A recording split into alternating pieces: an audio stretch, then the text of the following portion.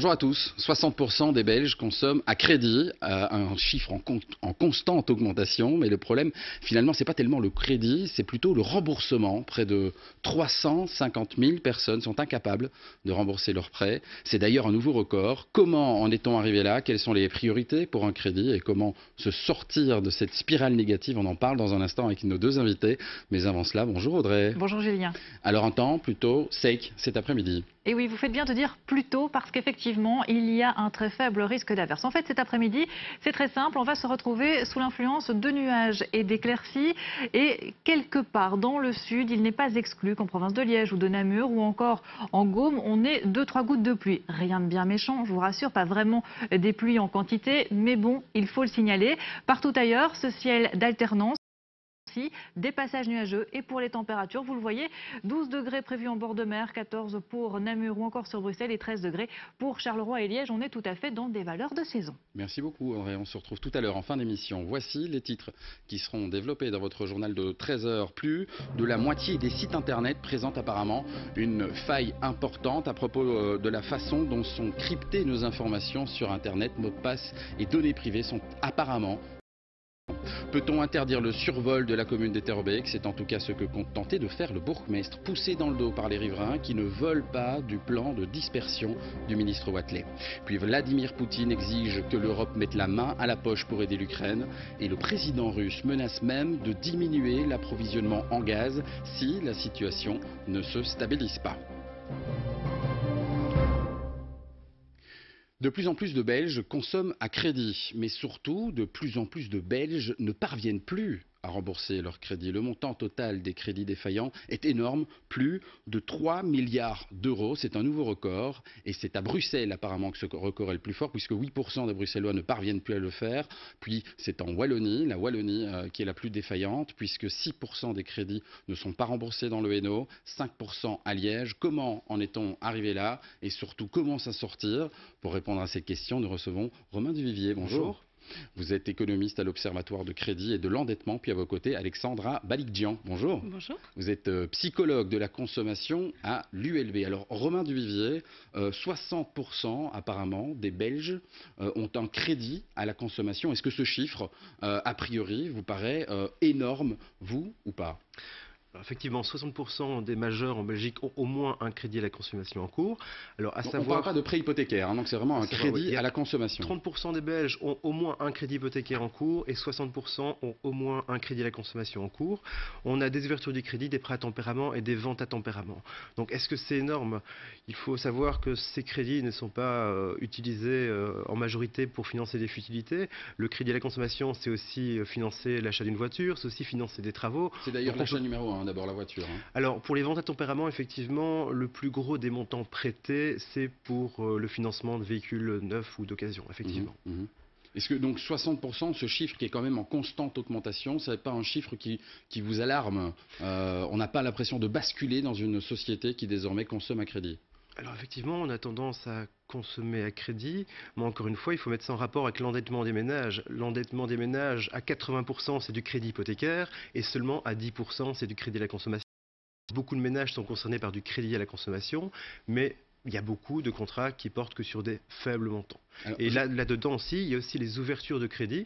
Donc par exemple, toute personne qui a une possibilité découverte sur un compte bancaire est fichée à la Banque nationale et fait partie de ces 60% de personnes ayant du crédit à la consommation.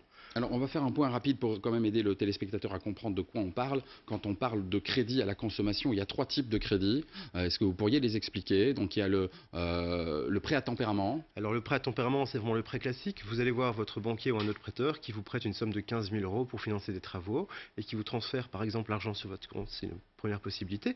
Il y a la vente à tempérament où là c'est un seul contrat dans lequel on trouve 2 choses. Il y a d'une part la vente d'un bien, une voiture, et dans le même contrat il y a l'octroi d'un crédit pour financer l'achat du véhicule.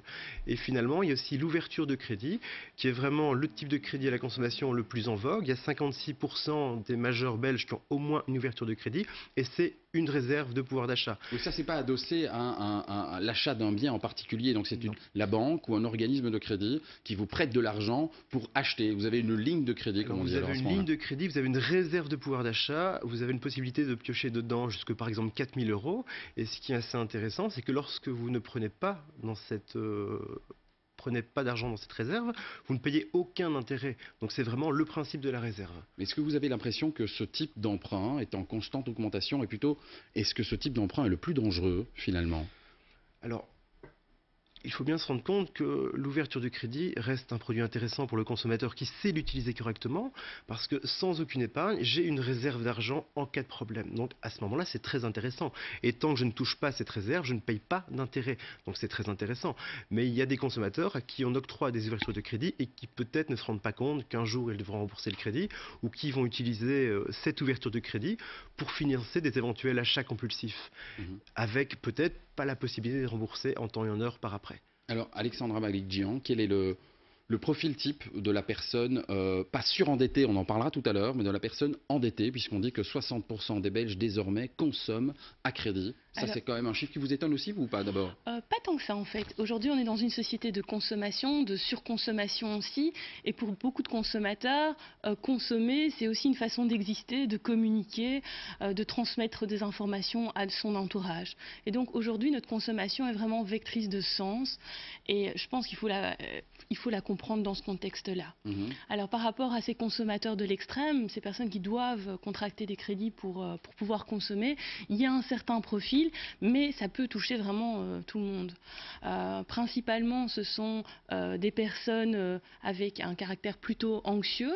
On trouve aussi bien souvent des troubles associés à ce type de... Anxieux par rapport à l'avenir, par rapport à quel type de peur, de trouble? Oui, c'est des troubles anxieux par rapport à l'avenir, par rapport à leur situation. Et donc ils ont l'impression de consommer, les rassure, et donc ils ont besoin de s'endetter. Est-ce que justement c'est pas contre-productif, puisque ouvrir un crédit, c'est aussi se mettre des briques dans le sac, comme on dit? C'est également stresser davantage, avoir des soucis pour éventuellement le rembourser. Donc oui, mais pour beaucoup de consommateurs, aujourd'hui, il faut savoir que consommer, c'est aussi exister un peu plus.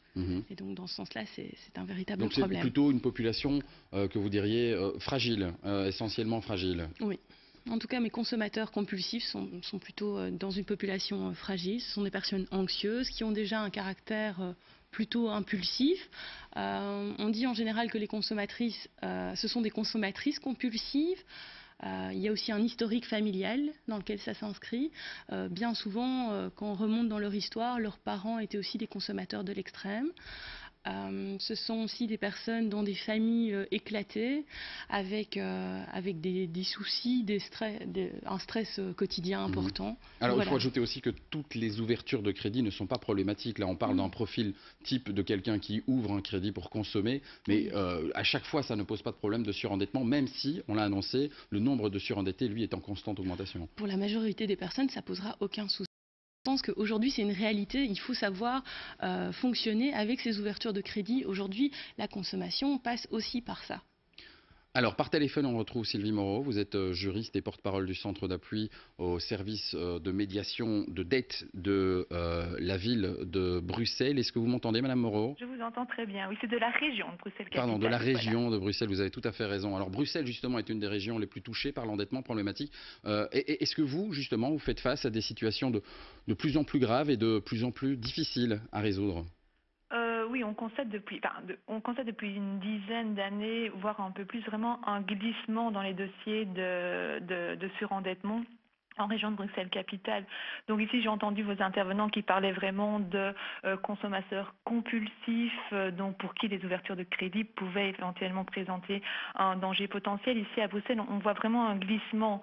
Les dossiers de surendettement, c'est davantage lié à un état de pauvreté, de manière globale, de pauvreté structurelle, plutôt qu'à des ouvertures de crédit ou des crédits compulsifs. On sent vraiment que c'est la pauvreté qui entraîne le surendettement davantage que la consommation à l'excès de crédit, même si les chiffres de la centrale des crédits aux particuliers, il y a un enseignement à tirer, ça c'est certain. Mais Madame Moreau, alors quel type d'endettement, à quel type d'endettement vous faites face? Parce que quand on parle de 60% de Belges qui sont touchés par un crédit à la consommation, c'est pas nécessairement nécessairement dû à la pauvreté. Quel type d'endettement? Quand on parle de 60% des Belges qui ont un crédit à la consommation, ce ne sont pas 60% des Belges qui sont en situation de surendettement. Exactement. Seuls certains sont, un faible pourcentage sont en situation de surendettement.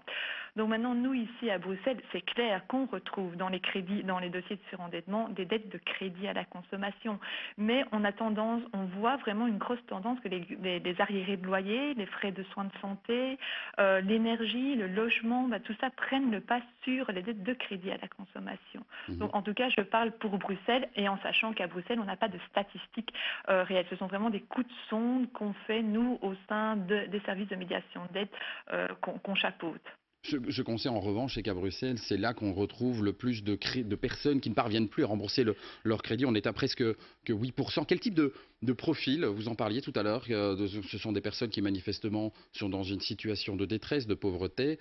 Quel type de profil, puisque vous faites parfois des coups de sonde, vous trouvez dans ces personnes? Voilà, alors il faut prendre ces coups de sonde avec toute la réserve nécessaire. Donc ce n'est pas du tout scientifique, mais on voit effectivement que les personnes seules avec enfants sont vraiment touchées par le phénomène de surendettement.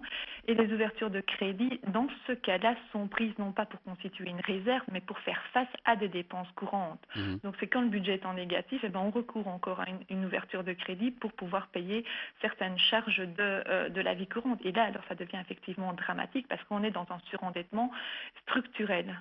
Donc on n'est même plus à constituer une réserve au cas où on pioche systématiquement dans la réserve pour pouvoir boucler des mois. C'est ça, on expliquera, c'est le problème effectivement du surendettement où on creuse des trous pour rembourser et reboucher d'autres trous. Je voulais vous poser une dernière question. Est-ce que selon vous, la loi protège suffisamment, correctement, justement ce type de personnes dont vous parlez, ces personnes les plus fragiles? Alors, il faut bien avouer qu'en Belgique, la loi est très protectrice du consommateur par rapport à d'autres pays européens, même si tout ça a tendance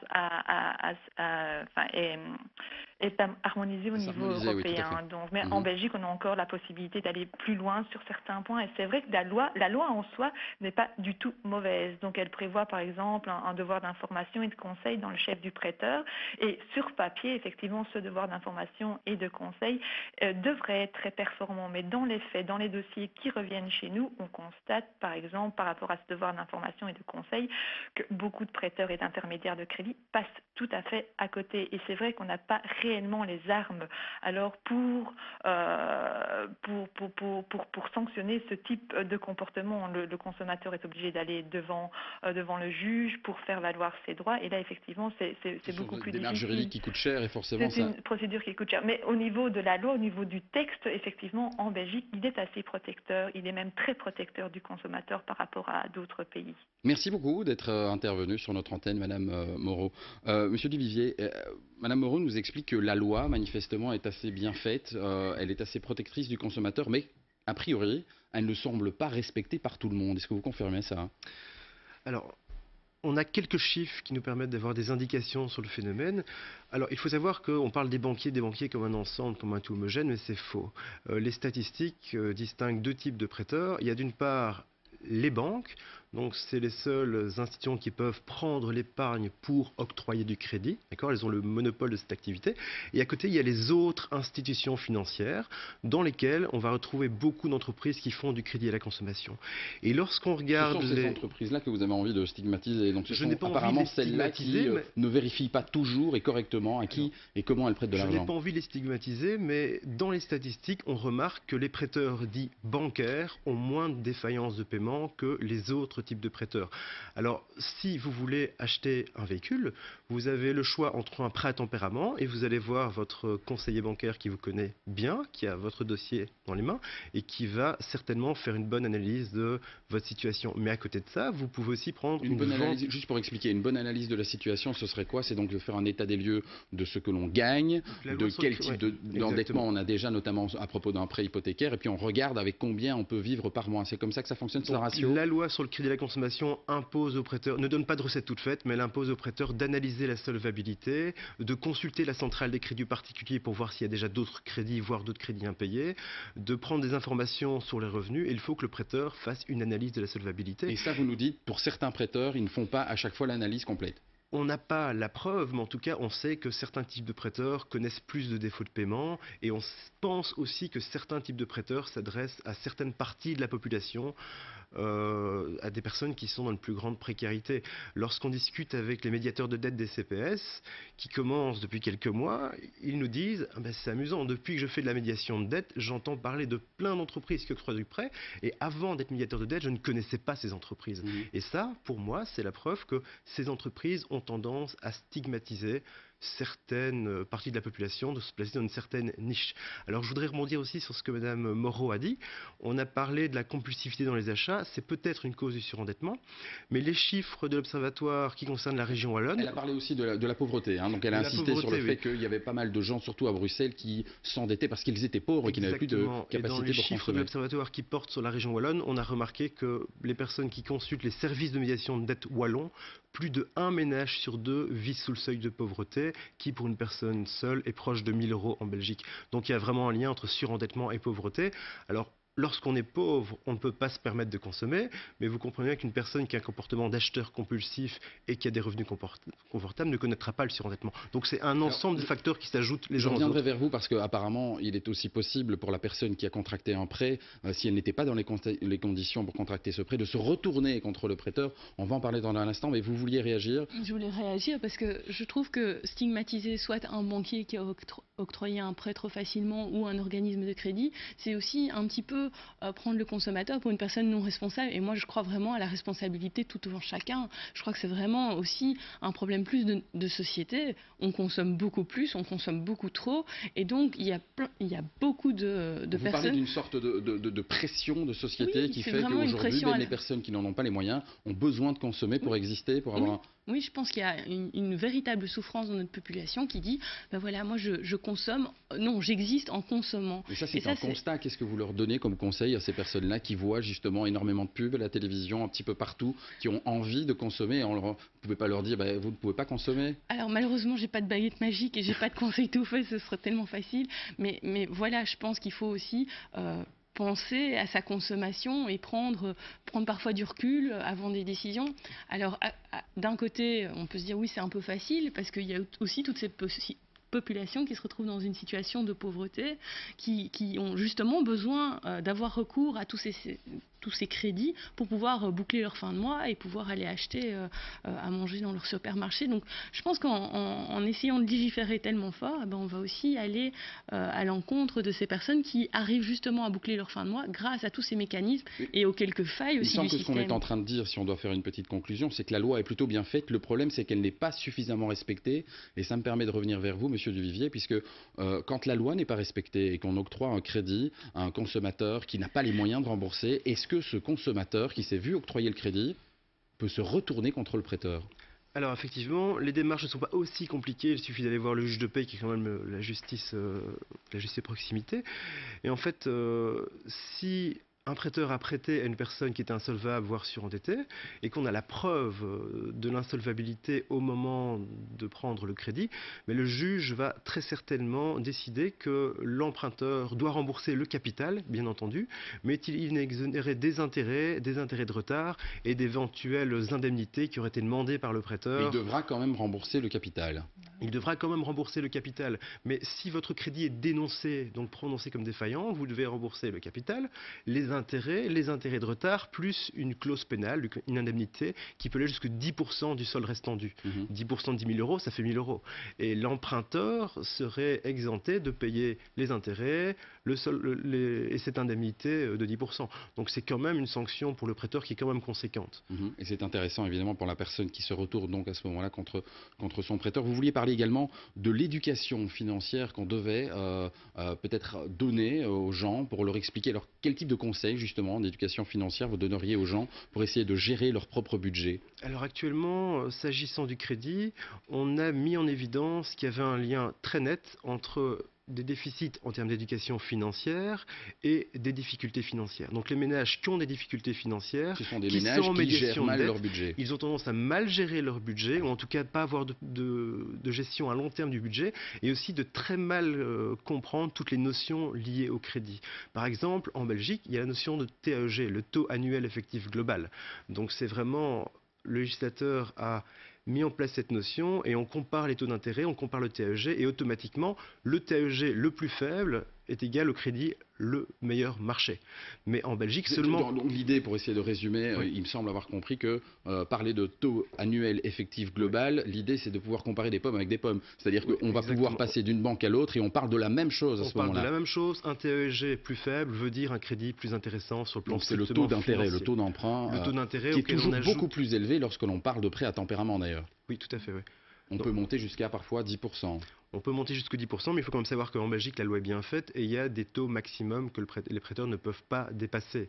Et l'objectif, c'est d'éviter que les prêteurs acceptent de prêter... C'est quoi justement ce taux maximum qu'on ne peut pas dépasser? Le taux maximum, je ne peux pas vous le dire parce qu'il dépend du type de crédit, ça dépend du type de montant et ça varie éventuellement tous les 6 mois. Mais en tout cas, il faut savoir que ça a été mis en place afin d'éviter que des prêteurs acceptent de prêter à des personnes qui présentent certains risques et acceptent de prêter parce que justement le taux qu'ils demandent est très important. Un dernier mot parce qu'on arrive en fin d'émission, Alexandra Balikjian, est-ce que vous êtes d'accord pour dire que finalement il faut une forme d'éducation financière, il faudrait plus souvent aider les personnes à savoir gérer un budget de famille? C'est pas simple l'air de rien, hein. C'est comme quand on est chef d'une entreprise, on est chef de sa petite famille, à savoir où et dans quelle proportion investir de l'argent. Alors oui, il y a de l'éducation à faire et je pense qu'on n'en fera jamais assez. Il y a tout un vocabulaire aussi qui est particulier. Beaucoup de personnes ne comprennent pas toutes les subtilités de ce vocabulaire particulier. Et je crois qu'il y a aussi une prise en charge plus globale de la personne parce que ces surendettés apparaissent dans des contextes particuliers en termes de famille, en termes d'environnement social. Et donc je pense que dans ce sens-là, il y a également... Il y a encore des choses à faire, il y a plein de choses à faire. Merci beaucoup d'être venu nous parler de tout ça aujourd'hui. Merci à vous de nous avoir suivis. Il est 12h50. Voici les titres qui seront développés tout à l'heure dans votre journal de 13h. Faut-il être inquiet de la façon dont sont protégées nos données sur Internet? Apparemment, plus de la moitié des sites sur lesquels on surfe présentent une faille qui rendrait nos mots de passe et nos profils sans plus aucune protection. Peut-on interdire le survol de la commune d'Etterbeek? C'est en tout cas ce que compte tenter de faire le bourgmestre, poussé dans le dos par les riverains, qui ne veut plus du plan de dispersion du ministre Wathelet.